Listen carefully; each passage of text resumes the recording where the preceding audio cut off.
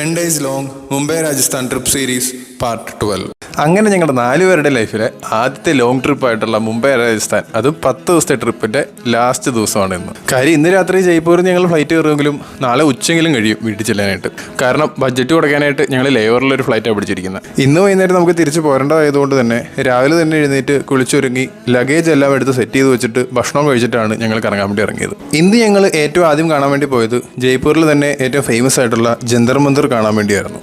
ജയ്പൂരിലെ പഴയൊരു രാജാവ് 18-ാം നൂറ്റാണ്ടിലെന്തോ സൂര്യനെക്കുറിച്ചും ചന്ദ്രനെക്കുറിച്ചും നക്ഷത്രങ്ങളെക്കുറിച്ചൊക്കെ പഠിക്കുവാനും അതിനെ വീക്ഷിക്കുവാനുമായിട്ട് പണി കഴിപ്പിച്ച ഒരു ആസ്ട്രോണമിക്കൽ ഒബ്സർവേറ്ററിയാണ് ഈ ജന്തർ മന്ദിർ. ജയ്പൂരിലെ രാജാവ് ഇവിടെ മാത്രമല്ല, ഇന്ത്യയിൽ 5 സ്ഥലങ്ങളിൽ ഇങ്ങനത്തെ ജന്തർ മന്ദിർസ് ക്രിയേറ്റ് ചെയ്തിട്ടുണ്ട്. ആ 5 എണ്ണത്തിൽ ജയ്പൂരിലെയാണ് ഏറ്റവും വലുതെന്ന് മാത്രം. അങ്ങനെ ജന്തർ മന്ദിർ കണ്ടിട്ട് ഞങ്ങൾ നേരെ തിരിച്ചു പോയത് നമ്മൾ റെന്റിനെടുത്ത ഈ സ്കൂട്ടർ തിരിച്ചു കൊടുക്കാൻ വേണ്ടിയായിരുന്നു. കാര്യം നമുക്ക് ഇനി ഒരു സ്ഥലം കൂടെ പോകാൻ വേണ്ടിയുണ്ട്. എന്നാലും വൈകുന്നേരത്തെ തിരക്ക് കുറയ്ക്കാൻ വേണ്ടിയാണ് ഞങ്ങളിപ്പോൾ ഉച്ചയ്ക്ക് തന്നെ സ്കൂട്ടർ റിട്ടേൺ ചെയ്തിട്ട് അങ്ങോട്ട് കാറിന് പോകാൻ വേണ്ടി പ്ലാൻ ഇട്ടത്.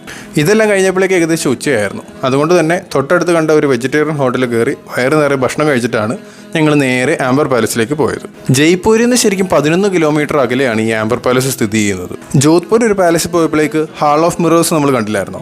അത് ശരിക്കും ഏറ്റവും ആദ്യമേ പണി കഴിപ്പിക്കുന്നത് ഈ ആംബർ പാലസിലാണ്. നമ്മൾ നേരത്തെ പോയ ജന്തർ മന്ദിർ ഇല്ലേ, അതും ഇപ്പം നമ്മൾ നിൽക്കുന്ന ഈ ആംബർ പാലസും എല്ലാം വേൾഡ് ഹെറിറ്റേജ് സൈറ്റുകളായിട്ട് യുനെസ്കോ അംഗീകരിച്ചിരിക്കുന്ന സ്ഥലങ്ങളാണ്.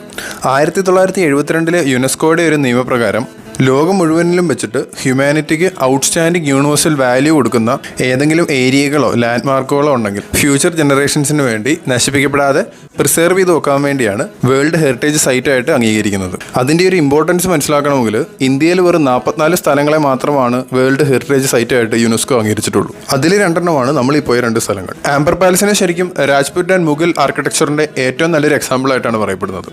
ഇതെല്ലാം കൂടെ കണ്ടിറങ്ങി കഴിഞ്ഞപ്പോഴേക്ക് ശരിക്കും ക്ഷീണിച്ച് പിന്നെ 2 മിനിറ്റ് ഇരുന്ന് റെസ്റ്റ് എടുത്തിട്ടാണ് ഞങ്ങൾ പിന്നെ താഴത്തേക്ക് ഇറങ്ങിയത്. താഴത്ത് വന്നപ്പോഴേക്ക് സമയം പോകുന്നുണ്ടോ എന്ന് ലേശം ഒരു സംശയം വന്നുകൊണ്ട് ഞങ്ങൾ ഒട്ടും തന്നെ സമയം കളയാതെ അടുത്ത ഓട്ടം വിളിച്ച് നേരെ തിരിച്ച് ഹോസ്റ്റലിലേക്ക് പോന്നു. അപ്പോൾ ബാക്കി നാളെ